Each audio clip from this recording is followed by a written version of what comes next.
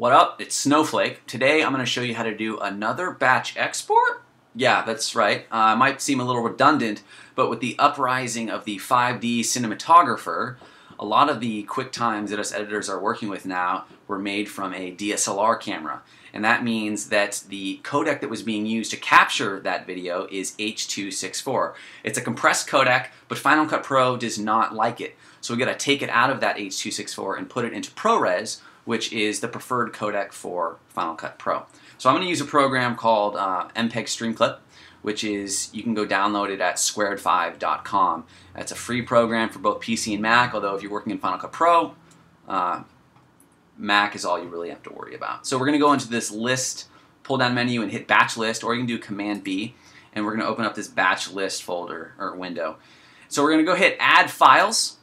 And on my hard drive, in my Final Cut Pro operations folder, Capture Scratch, and in testimonials, this is where the folder structure for this 5D or this Canon camera was saved. And in here is where we're going to find all of our QuickTimes. I'm going to go down here and select all of them and hit to batch.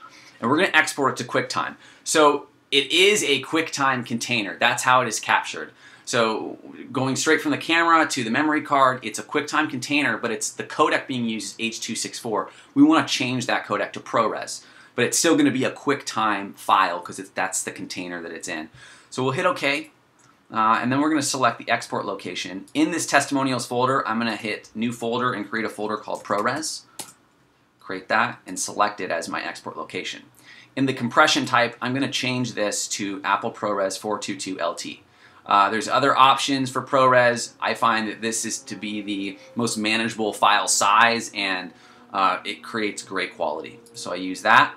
The percentage in the quality, I don't mess around with bit rates here. I just do 100% because I want to work with the best quality file that I can from the beginning that, of course, is a manageable file size. That's why I choose LT.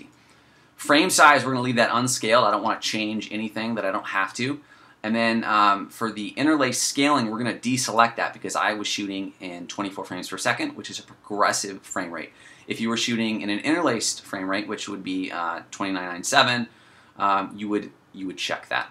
So hit to batch, and that's really it. It adds all of those files into this batch list. You hit go, and it starts that batch export, and it'll just fire them off and save them into that folder that you chose as the export location. So with all of the 5Ds being used out there today, I hope this tutorial was helpful. If it was, make sure you like the video, comment on the video, and subscribe to my YouTube channel for future videos and tutorials and tips on Final Cut Pro, Apple Motion, and Apple Compressor. Thank you very much.